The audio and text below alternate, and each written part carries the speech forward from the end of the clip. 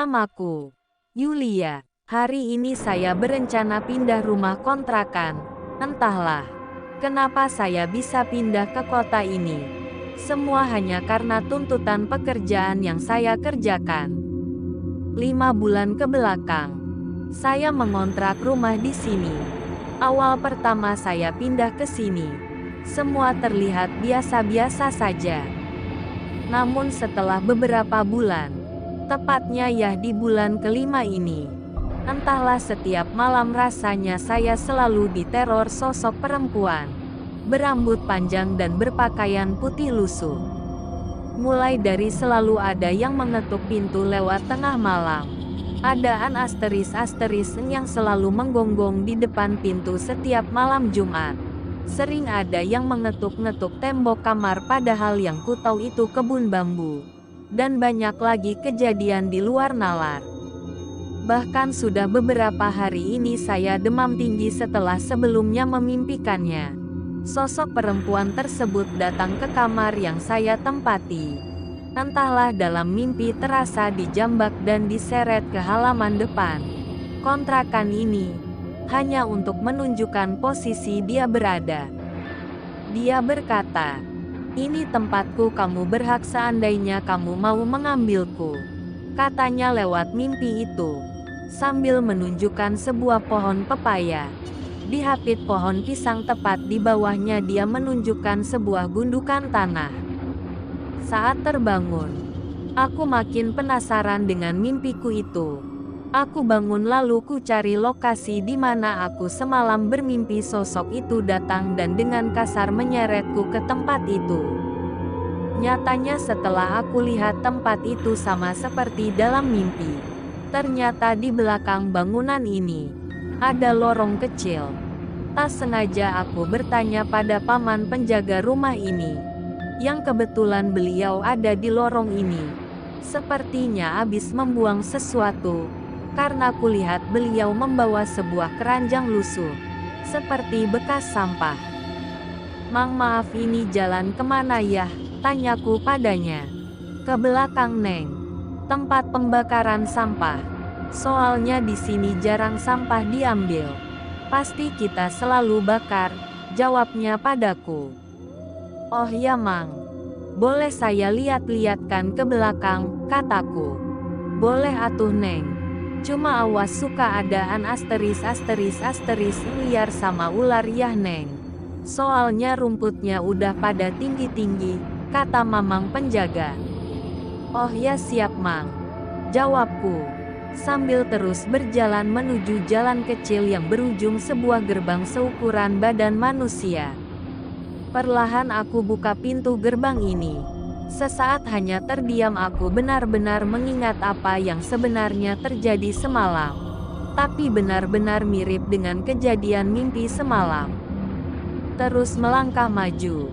Dengan sedikit mengingat di lokasi mana sosok itu menunjukkan tempatnya. Tak lama ternyata di sebelah kanan rumah ini, memang ada tanah yang sangat luas tertutup tanaman pohon bambu yang sangat banyak.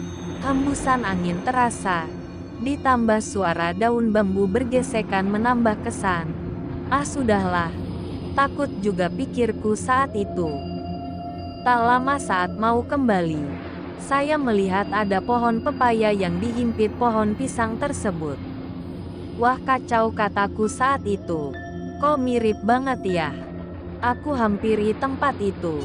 Ternyata benar ada sebuah gundukan tanah, tepat di bawah akar pohon pepaya. Mencoba mencari sebatang kayu atau apalah itu, sambil banyak-banyak membaca istighfar. Aku terus menggali tempat ini. Tak lama, ada sebungkus kain putih lusuh. Ku coba tarik sedikit, hingga akhirnya muncul bungkusan kecil seukuran boneka berbei. "Astagfirullah," kataku sambil menutup mulut. "Ya Allah, ya Allah." Hanya itu yang bisa saya ucapkan sambil tangan gemetar. Aduh gimana ini? Harus diapain ini? Pikirku saat itu.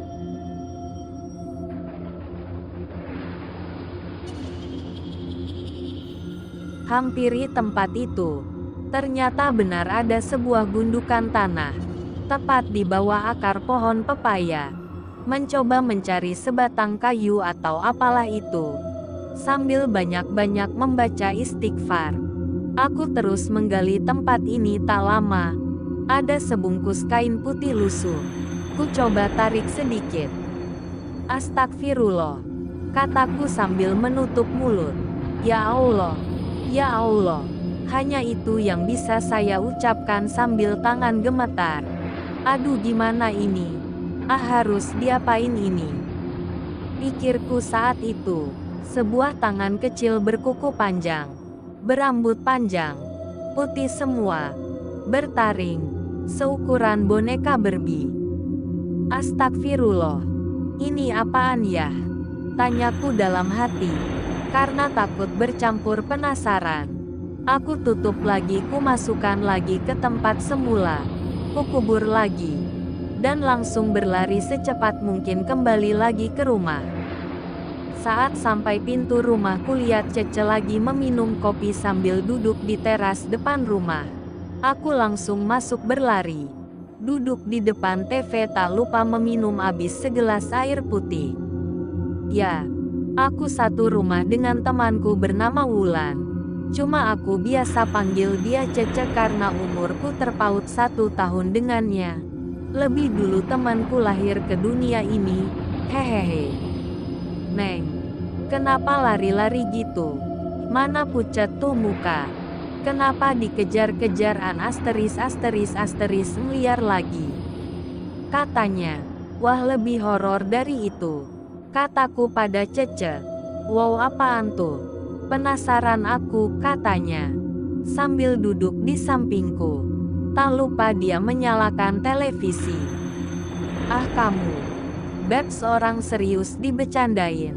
Kataku sambil berlalu meninggalkannya yang sedang duduk cantik memandangi sinetron kesukaannya. Menuju kamar. Aku fokus mencari HP-ku di mana setelah aku cari-cari. Ternyata dia sembunyi di balik bantal yang aku pakai tidur semalam. Ku buka layar. Ku tekan tombol mencari satu nama bertuliskan, Abahku. Ku tekan tombol hijau, bertuliskan, memanggil. Tak lama berganti, berdering. Tut, tut, tut, assalamualaikum. Neng ada apa? Jawab Abah di seberang telepon sana. Aslinya pakai bahasa Sunda. Waalaikumsalam. Bah, aduh gimana ya ngomongnya? Neng bingung, kataku. Lah, tinggal ngomong toh. Kenapa bingung nong? Apa? Dot apa? Dot ada apa? Tumben pagi-pagi gini telepon-telepon Abah. Katanya dengan nada sedikit kesal. Gini bah. Neng, nemuin cewek. Salah apa atuhnya? Boneka gitu. Dah bukan atuh apalah. Pokoknya takut aja. Kataku diiringi isak tangis yang entahlah, aku benar-benar takut melihat makhluk seperti itu. Tak lama hening. Tak ada suara apapun. Pulang kamu ke sini Neng. Malam ini juga. Biar Abah urus maunya apa makhluk model gitu, kata Abah. Alhamdulillah. Ngerti juga akhirnya Abahku ini, kataku. Iya Neng usahakan pulang, kataku lagi. Jangan diusahana, tapi harus. Nanti kamu tambah sakit jenong, kata Abah. Iya Bah aku minta antar Cece ke sana, kataku. Yah memang kantor cuma memberi fasilitas kendaraan roda 4 katanya lebih aman buat perempuan. Kami kadang tak diizinkan pakai kendaraan beroda 2. Kata Pak Bos kita kalau pakai motor barbar katanya. Bisa sen kanan belok kiri. Hahaha. Kadang jarak tempuh perjalanan 3 jam. Kita percepat jadi 1 jam. Iya itulah kami. Makanya Pak Bos tidak pernah lagi mengizinkan kami pakai kendaraan beroda 2, kecuali memang di wilayah kantor saja, seperti mencari makan siang. Selebihnya kami diberi kendaraan ini. karena cuma Cece yang bisa bawa. Aku selalu menyerah belajar, setelah 2 kali belajar itu pun selalu gagal. Makanya aku belum mau lagi belajar menggunakan kendaraan beroda 4 ini. Tapi kalau kendaraan beroda 2 jangan tanyakan, hahaha. Kuhampiri teman bergelar saudara angkat itu. Karena kami telah bersama sudah hampir 5 tahun. Bahkan sampai saat ini pun dia masih setia menemani. Sekarang kalau dihitung sudah 18 tahun bersama. Hari ini ada kerjaan gak? Survei kemana gitu? Atau apalah? Kataku padanya. Ada satu. Ke kantor di Esper. Cuma ngaterin berkas yang harus ditanda tangan aja. Udah cuma itu deh, katanya. Antar pulang yuk ke rumah Abah, kataku padanya. Tumben. Kangen ya, jawabnya lagi. Ih, nggak ada perlu. Penasaran gak sih kamu sama orang yang tiap malam ketuk-ketuk tembok? Apa gak pegel tuh tangan hampir tiap malam? Terus selalu adaan **** G menggonggong setiap malam Jumat di depan pintu. Belum lagi siapa orang jahil yang malam-malam selalu ngetuk pintu. Ketika kita intip di lubang kaca gak ada siapa-siapa. Lagian pas nanya ke mamang penjaga, udah Isya aja gerbang utama udah dikunci. Berarti cuma orang yang punya kunci yang bisa masuk kayak kita ini. Masa iya ada yang iseng tengah malam gitu, kataku. Iya juga ya, jawabnya. Hayu atuh udah siang juga. Kamu mandi cepet. Aku sih udah. Tinggal pakai kerudung, katanya padaku. 30 menit kemudian, setelah siap aku menuju kendaraan. Tak lupa mengunci pintu. Dari parkiran kulihat ke arah lorong itu. Dan ternyata sosok itu ada berdiri. Melihat kami yang mau pergi. Udah yuk, cepet macet siang banget ini, kataku padanya. Tak lama parkir. Mobil keluar halaman. Kami menuju kantor di ****N dulu. Setelah semua selesai waktu menunjukkan pukul 15 WIB. Mampir kantor dulu, tanyaku padanya. Lah ngasih berkas ini dulu. Sambil bawa data survei besok. Kayaknya kita pergi luar kota lagi deh say, katanya. Sambil menyerahkan HP-nya padaku, agar aku melihat di mana posisi wilayah buat besok survei. Wih lumayan nih, kataku padanya. Lumayan, kamu enak tinggal bobo cantik. Lah aku, kapan belajar lagi biar gantian nih bawa si roda 4. Capek tahu, katanya padaku. Ogah males selama ada kamu sama ayah rekan kerjaku. Aku sih belum mau belajar lagi. Yang ada maju kagak nubruk iya kayak yang udah-udah. Kapok aku, kataku sambil membayangkan kejadian itu. Hehehe. Setelah menempuh waktu hampir 1 jam kita sampai di kantor. Sambil duduk kuamati di kursi tempat kerjaku. Yang langsung berhadapan ke tempat makan. Kataku pada seseorang yang biasa ku panggil abang. Bang, abang, teriakku karena yang dipanggil masih anteng melihat layar laptopnya. Apa dek, katanya tanpa menoleh padaku. Sejak kapan bang?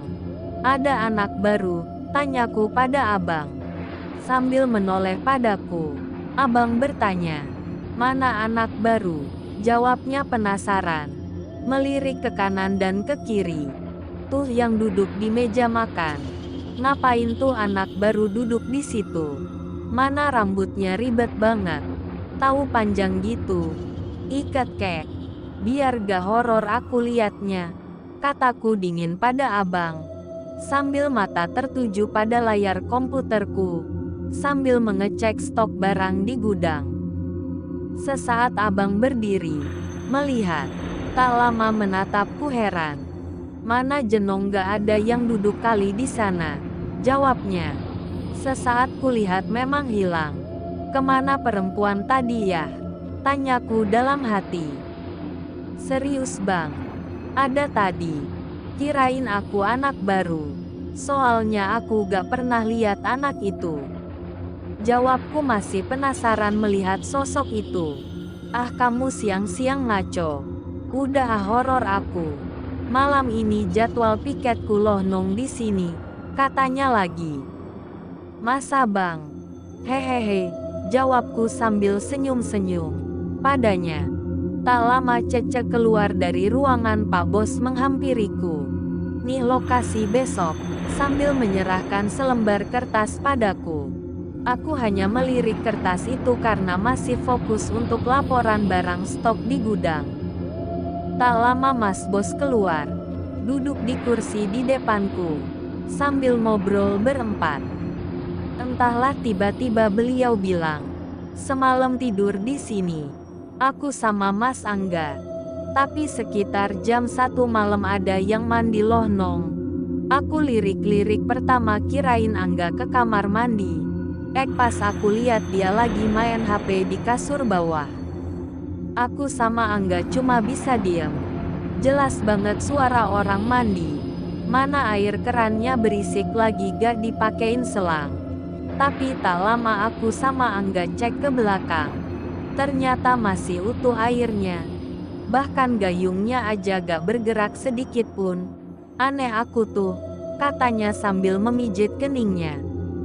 Tak lama abang pun bercerita.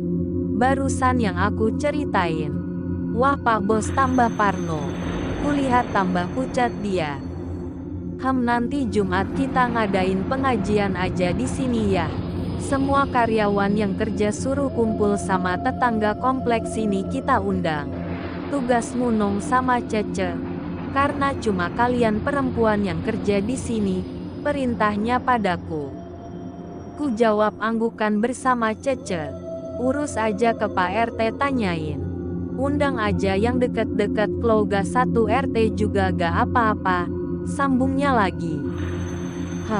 Jawabku sambil masih fokus ke layar persegi ini. Jadi ke Abah gak? Tanya Cece padaku. Jadilah kataku. Masa iya gak jadi? Capek aku diteror makhluk itu lagi. Mana kasar lagi main jambak rambut terus, kataku. Walaupun cuma mimpi, tapi kok rasanya nyata. Tiap udah mimpi pasti capek dan sakit-sakit semua badan. Setelah semua beres, kami pamit pulang.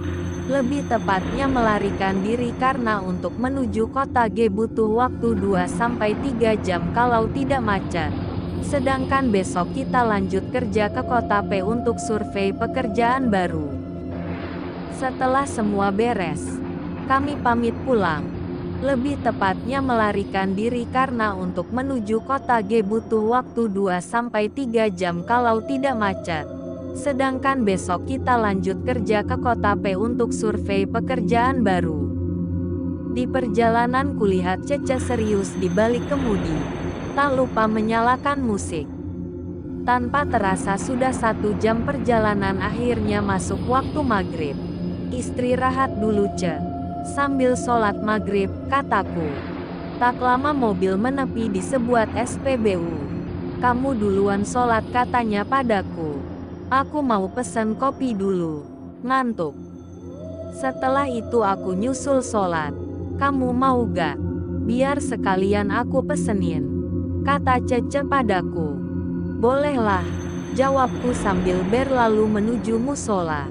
Setelah menunaikan 3 rakaat akhirnya aku menemui Cece yang lagi duduk menunggu pesanan.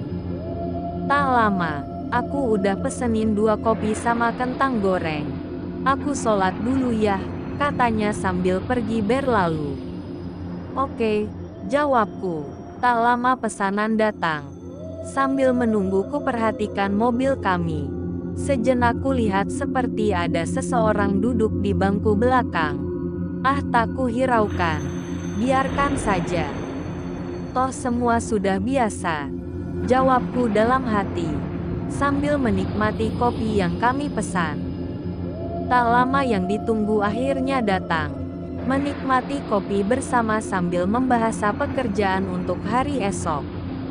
Setelan 30 menit. Ayo ah, malam banget loh nanti nyampenya, kata Cece padaku.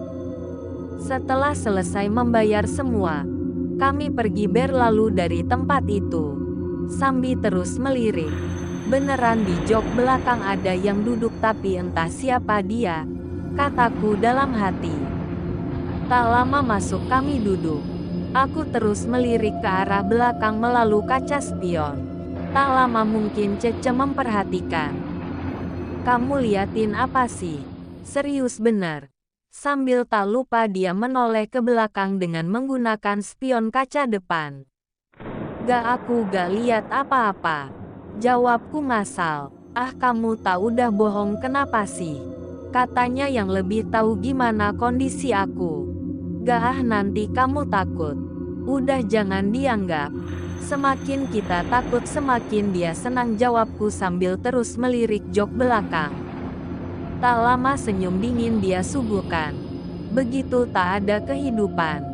Di mata penumpang di belakangku ini. Kosong.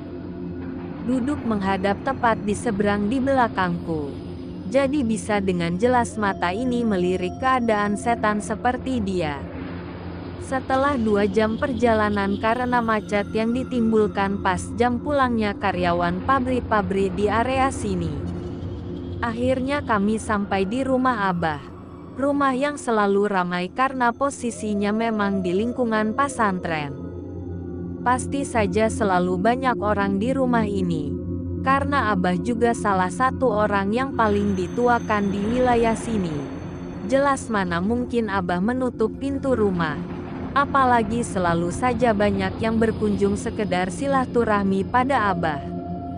Assalamualaikum, Bah, kataku sambil masuk ke dalam rumah dan mencari sosok Abah yang entah ada di mana. Kang, Akang, tanyaku pada anak Abah tertua. Neng, kok dateng-dateng gak ucap salam kayak malah manggil-manggil. Kayak yang rindu, katanya. Helah Akang. Mana mungkin Neng rindu Akang. Haram, kataku, sayang sama Abang. Jawabku sama Akang Cepi anak tertua Abah. Dicatat, aku bukan anak Abah alias bukan anak kandung. Aku diangkat anak sama Abah semenjak aku divonis sakit dan tak lama bisa sembuh semua karena Allah, tapi melalui perantara pesantren Abah. Karena dulu setelah berobat ke beberapa rumah sakit nyatanya aku sehat. Dan ternyata ini penyakit non-medis. Terserah awalnya juga aku tak percaya hal seperti ini. Tapi pada kenyataannya semua ini ada. Dan setelah diruqyah beberapa kali bahkan aku berobat sampai 2 tahun lamanya. Dulu sering kalau kata orang mah kesurupan, kemasukan roh halus jin. Tapi setelah diruqyah di sini, aku bisa sembuh dan menganggap Abah itu seperti bapakku sendiri karena beliau selalu menolong saya saat sakit saya seakan-akan tidak bisa sembuh. Tapi akhirnya Allah berkata lain. Aku sembuh, bahkan apapun yang menjadi kelebihan bisa terkontrol. Ternyata semua berawal dari emosi. Makanya jin bisa dengan leluasa masuk ke tubuh seseorang andai kita tidak bisa mengontrol emosi. Karena semakin kita takut maka semakin bahagia dan senang bangsa jin, kata Abah padaku. Jadi jangan pernah menutup apa yang menjadi kelebihanmu, justru lawan. Karma manusia sejatinya Allah ciptakan sebagai makhluk yang paling sempurna. Setelah berputar-putar ternyata Abah baru saja pulang dari masjid. Bah, kataku sambil menyalaminya. Jam berapa nyampe? Tuh satu lagi di mobil gak ikut turun, kata Abah sambil berlalu menuju dapur. Jenong, tuh kan bener ada yang ikut di belakang. Ah kamu. Jawab Cece sambil teriak-teriak padaku. Ah, Abah ngapain ngomong sama sesemakhluk ini sih? Kataku sambil mengikuti langkah Abah menuju dapur. Bah, Neng harus gimana atuh? Tanyaku pada Abah. Pindahlah, jangan di situ, kata Abah sambil mengaduk-aduk kopinya. Kemana? Ada juga di atas. Tapi, itu kan perumahan, kataku. Yah coba aja dulu tapi jangan area atas yah. Bahaya. Kata Abah sambil duduk berhadapan denganku di meja makan. Bahayanya apa? Kataku penasaran. Yang intinya nyari wilayah bawah aja. Pasti ada kok. Asal jangan blokan atas. Kamu gak betah nanti. Jawabnya sambil menyalakan rokok kesukaannya. Sejenak berpikir kok tiap nanya dari dulu selalu menggantung kayak gini. Gak pernah ada jawaban pasti Abah ini. Tak lama sambil duduk, aku bikin status di Waku siapa tahu ada teman yang tahu di mana ada rumah yang bisa kami kontrak. Karena kata Abah, selama aku bertahan di rumah yang sekarang pasti digangguin terus. Yang punya rumah sengaja menanam barang tersebut atau sering disebut jengkot, kurang tahu aku pastinya buat apa. Yang jelas kata Abah dulu memungkinkan pemilik rumah bisa jadi seseorang yang sangat disegani di wilayah tersebut. Dan apesnya kenapa sih, jengkot, ini selalu datang dan menyiksaku, kataku pada Abah. Karena kamu masih keturunan Kuneng. Makanya mau tak mau dia tahu kelebihanmu. Merasa terancam andai kamu misalnya memberi tahu kepada orang-orang yang tidak mengerti. Dan lagian Abah selalu bilang kamu tuh wangi. Tanpa kamu sadari banyak makhluk yang senang dengan badanmu. Semua karena kelebihan dari nenek moyangmu. Yang menginginkan semua jatuh padamu. Termasuk apa yang nanti akan Abah berikan padamu. Tapi nanti, setelah kamu siap dan dewasa dalam menghadapi semua masalah, kata Abah padaku, yang sebenarnya aku gak mengerti apa maksud Abah. Tak lama jam menunjukkan pukul 11 malam. Neng pulang atau nginep? Aku ngantuk, tapi masih kuat kok bawa mobil.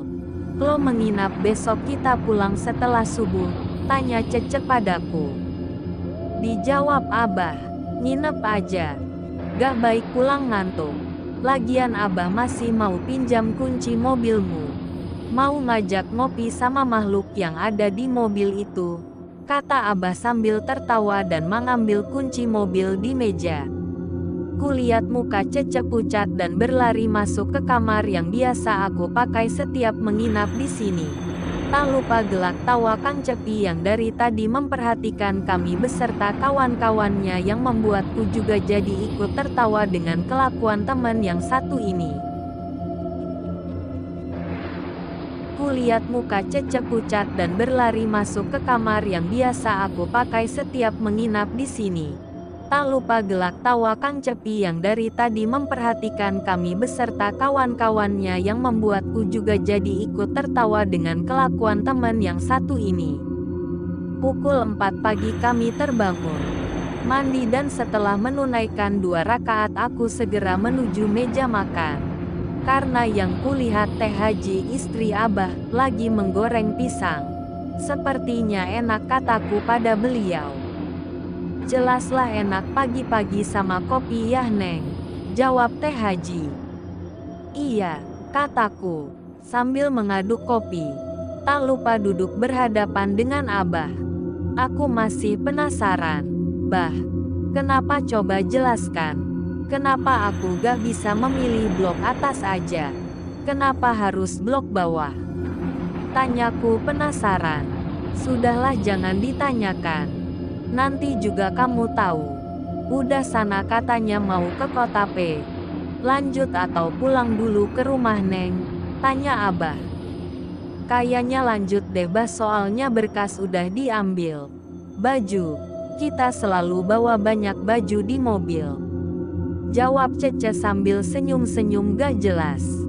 Karena ku perhatikan dia selalu saja berbunga-bunga setiap dekat dengan Kang Cepi anak Abah yang pertama. Sesudah memakan beberapa pisang dan segelas kopi kami bergegas pergi dan tak lupa kata Abah. Segera pindah biar tenang gak digangguin lagi. Setelah menyalami Teh Haji dan Abah, kami berjalan menuju halaman depan pesantren di mana di situ ada parkiran mobil yang muat beberapa mobil untuk parkir di sini. Ditemani Kang Cepi sambil katanya mau ada perlu ke kota, tapi dia sampai di gerbang saja dan berlalu pergi dengan sepeda motornya. Kita masuk. Ternyata mobil memang sudah aman. Memarkirkan mobil. Setelah itu melaju pelan keluar gerbang pesantren ini. Udara di sini sangat bagus. Khas pedesaan dengan kabut yang terasa sangat dingin. Beda dengan tempat tinggalku yang jelas sudah padat penduduk. Bahkan AC mobil pun tak kami nyalakan, lebih enak membuka jendela menghirup udara pagi yang nyaman dan segar. Setelah 1 jam perjalanan mobil masuk ke area SPBU untuk mengisi bahan bakar. Setelah itu kami melanjutkan perjalanan. Yang dirasa masih panjang karena jarak tempuh yang sebetulnya bisa melewati rumah kami, cuma buat apa juga kita pulang. Toh semua sudah ada di mobil. Setelah menempuh 2 jam lebih perjalanan, akhirnya kita sampai di kota P. Mencari alamat yang di Sarlok kemarin nyatanya lebih susah dibanding mencari rumah mantan. Ternyata udah muter-muter sampai naik gunung ini mobil. Lokasi buat kita survei nyatanya masih belum ketemu. Sampai akhirnya kita berhenti di sebuah tempat yang perasaan dari tadi gak lihat orang satupun. Sambil mengistirahatkan mobil kami diam di pinggir jalan desa. Sebuah tumpukan tanaman merambat sampai memenuhi benteng sebuah rumah. Pertama aku gak begitu yakin ini rumah. Saya kira ya sebuah tembokan atau benteng biasa saja yang dipenuhi tanaman merambat. Ternyata setelah berjalan lebih sedikit ke depan, ada gerbang terbuka. Dilihat ada rumah gaya Belanda, lebih tepatnya seperti villa. Karena bangunan rumah tersebut benar-benar rumah khas zaman Belanda, terlihat dari atap gentengnya saja udah dipastikan ini rumah zaman dulu. Terlihat di depan sana ada seseorang cantik memakai gaun duduk di kursi teras rumah. Awalnya biasa-biasa saja, pikirku. Mungkinkah memang ini rumah orang asing bule, karena yang duduk pun seperti nona-nona Belanda. Saat mau kembali lagi ke Cece yang masih sibuk dengan HP mencari sinyal agar kita tahu di mana posisi kita, saya dikagetkan bapak-bapak dengan lilitan sarung di lehernya, gaya khas bapak-bapak di pedesaan. Pak, aku kaget, kataku yang memang kaget. Karena entah dari mana bapak ini muncul. Ada apa Neng di sini? Tanyanya padaku. Saya nyasar pak, gara-gara ngikutin go asteris lemap asteris, saya gak tahu di mana sekarang. Dari tadi saya perhatikan gak ada orang yang lewat, bahkan 1 orang saja. Jawabku pada bapak-bapak tersebut. Terus barusan ngapain lihat-lihat nengok ke villa itu? Jawab si bapak. Tadinya aku mau nanyain alamat sama jalannya kemana. Soalnya barusan saya lihat ada nona-nona cantik lagi ngopi di teras, jawabku. Kemudian si bapak malah bengong dengan kata-kataku. Malah memegang tangan dan menyeretku kembali ke tempat semula. Cece baru sadar melihatku di bawah si bapak ini. Dan berkata, "Kenapa sama teman saya pak?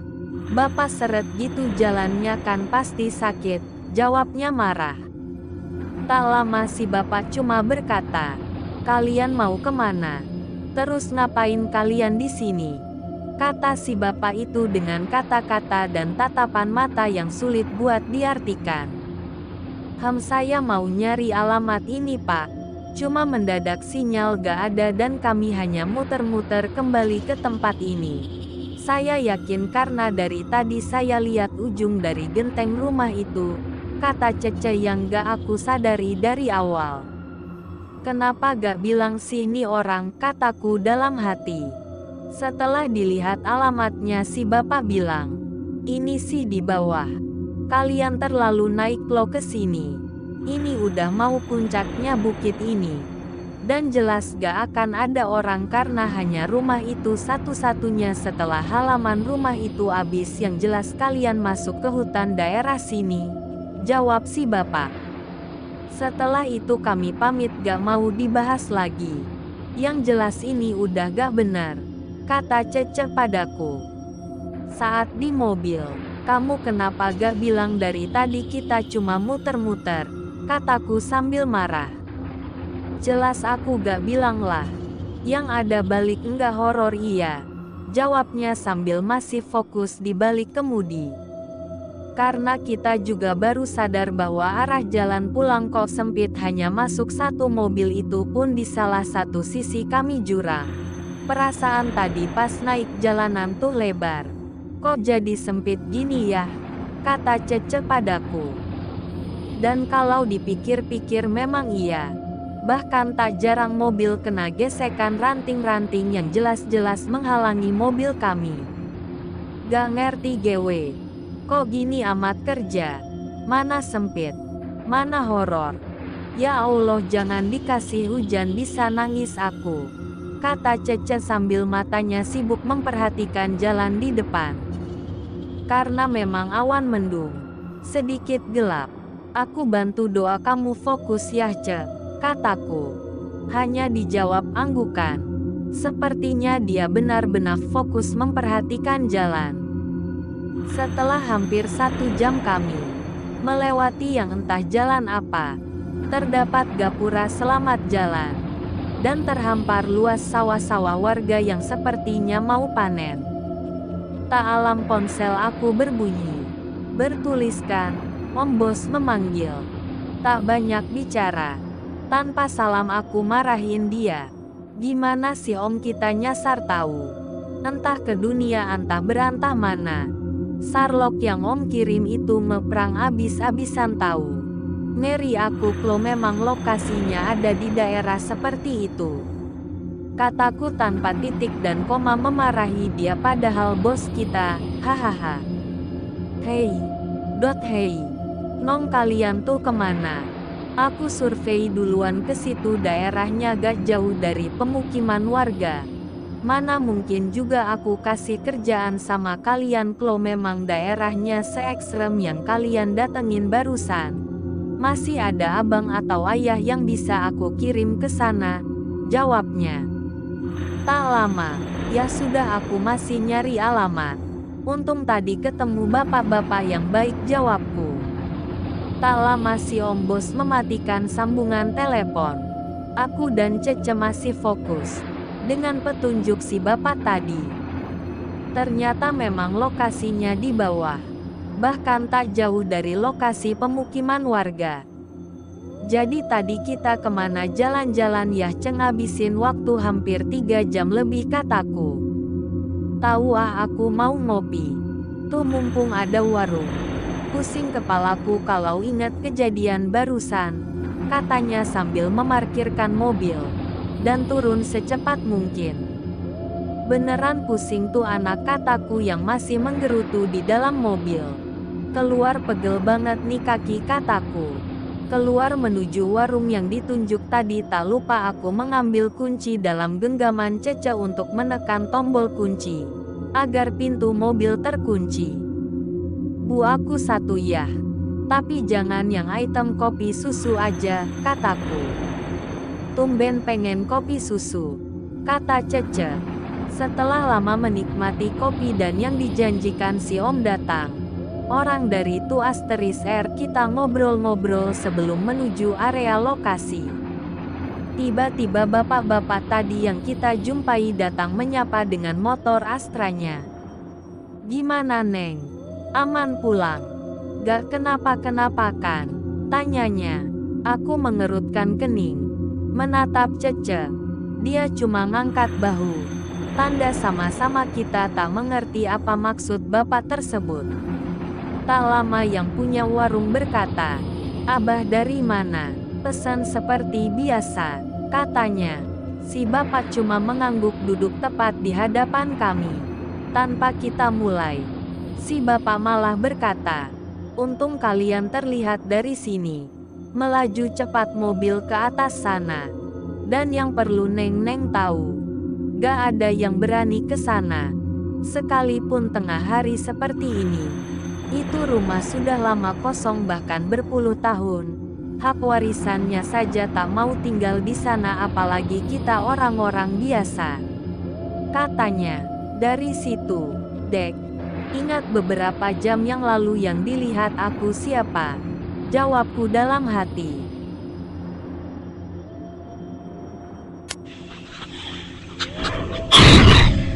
Kali aja serah.